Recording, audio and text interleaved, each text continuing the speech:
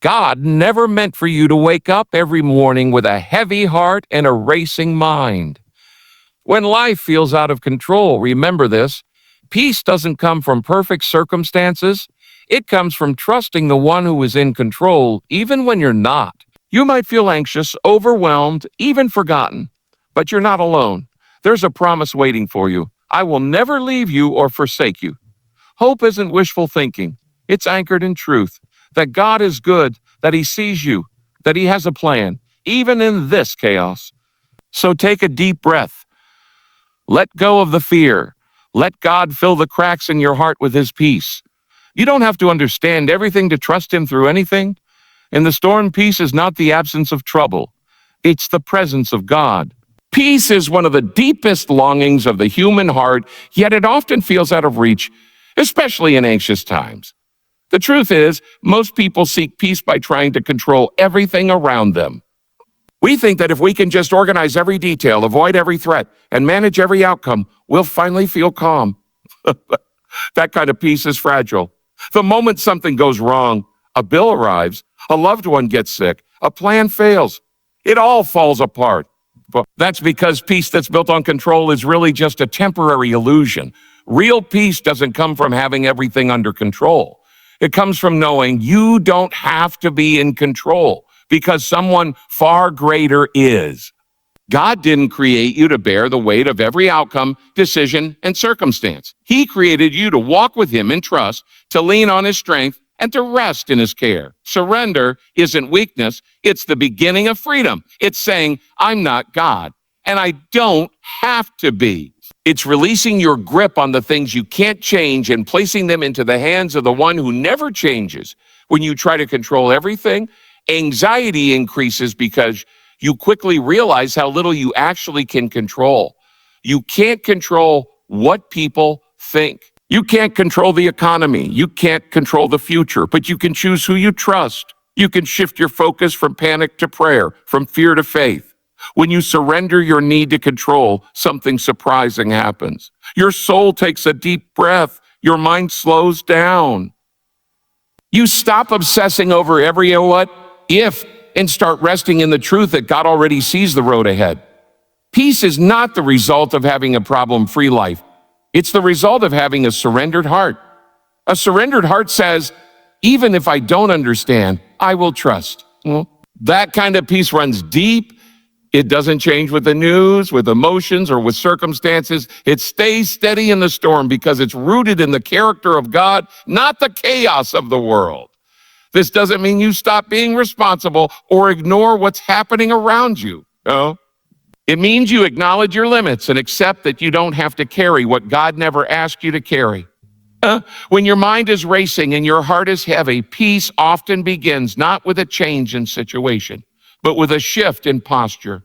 It's the moment you turn from striving to surrender, from trying harder to trusting deeper, from holding on tightly to letting go faithfully. Peace isn't found in the absence of trouble, but in the presence of trust. And trust begins where control ends. When you choose to surrender what you cannot control, you create space in your life for God to move, to guide, and to carry you through whatever comes next. We often chase peace through our surroundings, believing that if life gets quiet enough or smooth enough, we'll finally feel calm. But real life doesn't work that way. Circumstances are unpredictable, people disappoint us, and plans fall apart. That's why relying on external situations to bring internal peace is like building a house on shifting sand. The peace you truly need isn't tied to what's happening around you. It's rooted in who is walking beside you. It's not about everything being right. It's about knowing that God is with you even when everything feels wrong. In anxious times, we instinctively try to fix the outer world so we can quiet the inner one. We look for temporary escapes, distractions, entertainment, maybe even isolation. But peace isn't found in avoiding the storm. It's found in standing in the storm with the assurance that you're not alone. God's presence is not a concept. It's a living reality. He is near to the brokenhearted, present in the pain, steady in the chaos. When your heart is trembling and your thoughts are spiraling, his presence doesn't just comfort you, it anchors you. What if peace had nothing to do with things going right and everything to do with knowing God is close? That kind of peace doesn't fade when the situation worsens. It doesn't unravel when the timeline changes or the outcome disappoints. Instead, it grows deeper because it's no longer tied to things that change. When you anchor your peace to God's presence, you no longer depend on a diagnosis, a bank balance, or someone else's approval to feel secure. Your peace begins to flow from a source that never runs dry. When you sit quietly with God, even in the middle of a noisy, anxious world, something starts to change inside you. You're reminded that the one who calms the seas can calm your heart. You stop begging for the situation to end and start trusting God to meet you in it. His presence becomes your hiding place, your safe space, your shelter from the storm. It's where your soul finds rest, not because life is easy, but because God is near. Many people wait for life to slow down or get easier before they allow themselves to feel peace. But peace is not found in the absence of noise. It's found in the presence of a still, small voice, whispering that you are loved, that you are held, and that no matter what's happening, God is with you. The more you focus on that presence, the less power anxiety has over you. The more you listen to his voice, the quieter the fear becomes. God doesn't promise a life free from trouble, but he does promise that you won't face it alone. His presence is your greatest source of peace, not your schedule, not your surroundings, not even your success. Peace begins when you shift your attention from everything that's uncertain to the one who never changes. In moments of deep anxiety, it's easy to feel isolated. Worry has a way of building walls around your heart, convincing you that no one sees, no one understands, and no one cares. The pain becomes louder than the truth, and suddenly, even God feels distant. But feelings are not facts. Just because you feel alone doesn't mean you are. In fact, one of the most powerful truths you can hold on to in anxious times is that God sees you. He knows the thoughts you can't express. He understands the fears that wake you up in the middle of the night. And he walks beside you, even when you don't feel his footsteps.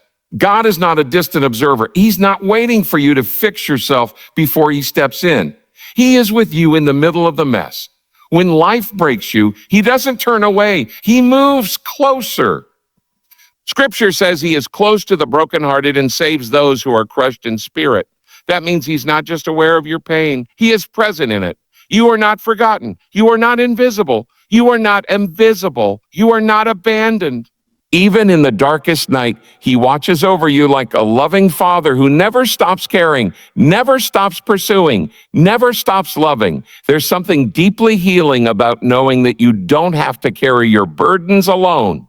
When anxiety makes you feel like the weight is all on your shoulders, the truth of God's presence becomes your strength. He doesn't just see the outside struggle. He sees the inside battle too, the silent questions, the unspoken fears. The moments when you smile on the outside but crumble on the inside. God sees it all and still chooses to stay. He walks with you through the valley, not just at the mountaintop. Sometimes when life gets too loud, we assume God has gone quiet. But his silence is never absence. His presence is steady even when we're too weary to notice. He is the God who never sleeps, who never grows tired, who never turns away. When you cry out in desperation, even with trembling words or no words at all, he hears you. Not one tear escapes his notice. Not one sigh goes unnoticed. His love is not based on how strong you are, but how faithful he is. When everyone else walks away, he remains. When the world tells you to be strong, he offers to be your strength. When you don't know how to move forward, he promises to lead you. You were never meant to do this alone. God's promise has never been a life without trouble. It has always been his presence in the trouble, and that promise still stands. In every anxious thought, in every sleepless night, in every uncertain moment, he is right there with you, closer than your next breath. He is not just watching your life unfold. He's walking with you through every chapter. Hope is not some fragile emotion that depends on everything going well. It's not a feeling that fades when times get hard or when prayers seem unanswered. Real hope is much deeper than that. It's built on something stronger than circumstances, more reliable than feelings, and more permanent than the shifting ground of everyday life. True hope is rooted in the promises of God, promises that remain firm no matter how uncertain life becomes. It's the quiet confidence that even in chaos, there's a bigger plan unfolding, one that is filled with purpose, even if it's not yet visible. In anxious times, it's easy to confuse optimism with hope. Optimism says, things will get better soon. Hope says, even if they don't, I will not be shaken. Optimism is based on chance or wishful thinking, but hope is based on trust. Trust in the character of God. Trust in his timing, his goodness, and his presence. That kind of hope cannot be taken away by a bad day, a difficult diagnosis, or a painful disappointment. It holds firm when everything else is shaking. It's not the kind of hope that denies reality. It's the kind that stands in the middle of reality and refuses to give up. When anxiety creeps in, it often whispers lies, that things will never change, that the future is bleak, that you are stuck. Hope speaks back with truth. It reminds you that your story is still being written, that you are not at the end, that God is still working, even in the silence, and that what you see now is not the full picture. Hope looks at a valley and believes there's still a mountaintop ahead. It looks at a storm and believes the sun will shine again. It believes that even in the waiting, something sacred is happening. Hope isn't passive, it's active. It's active. It chooses to believe when doubt is louder. It chooses to stand when everything inside wants to sit down and give up. Hope gets back up. It wipes the tears. It lifts its eyes. It leans into faith, not because everything makes sense, but because God can be trusted even when nothing makes sense.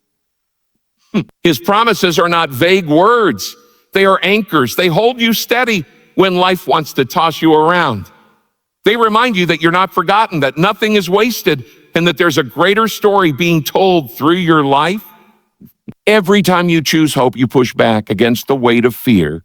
You declare that your heart will not be ruled by anxiety, but by assurance. Not in yourself, but in the one who has already written the final chapter.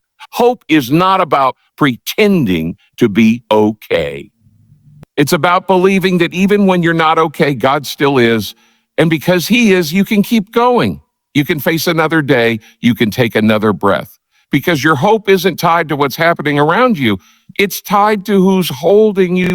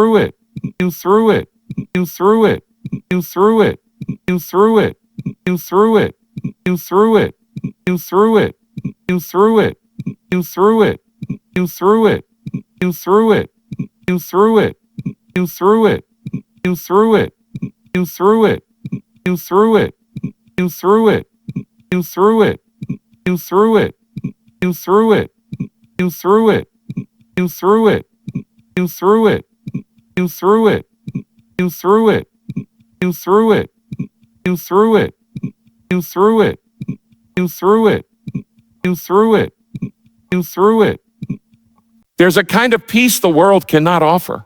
It's not found in a quiet room, a successful career, or even in the love of another person.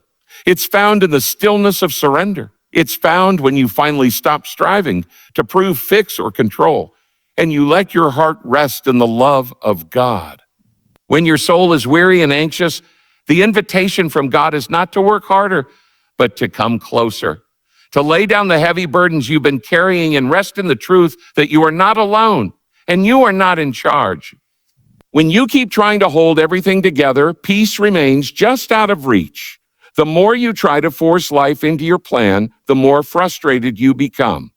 But something beautiful happens when you loosen your grip and let God take over. Surrender is not a sign of weakness. It's an act of trust. It's admitting that while you don't know what's next, you know who holds it. It's trusting that even in the unknown, God is working, moving, shaping, and guiding. God doesn't need your performance to offer you peace. He simply asks for your presence. He wants your heart, not your perfection. Peace begins when you quiet the noise, tune out the voices of fear, and start listening for his gentle whisper. That whisper reminds you that you are loved, that you are seen, that you are safe in his hands. The more you rest in his love, the more the anxiety loses its grip. In a world that constantly tells you to do more, be more, and achieve more, God invites you to just be. Be still.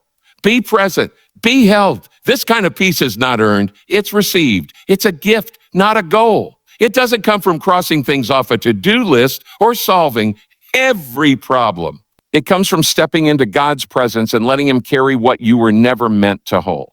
When you choose to rest in God's love, your heart begins to slow down. Your thoughts begin to untangle. The things that felt overwhelming begin to lose their power. That's because God's peace doesn't just comfort, it transforms. It doesn't just calm you temporarily, it changes how you see everything. You begin to realize that peace was never about having a perfect life. It was always about having a perfect God who loves you perfectly, even in your mess. So if you're tired, worn out, and anxious, stop running. Stop striving. Let your soul breathe. Let your heart be quiet. Let your mind find rest. Rest in the truth that you are already enough in God's eyes. Rest in the promise that he's working even when you can't see it. And rest in the peace that comes not from doing, but from being deeply, unshakably, and endlessly loved. That's where real peace begins, and that's where it will carry you through anything.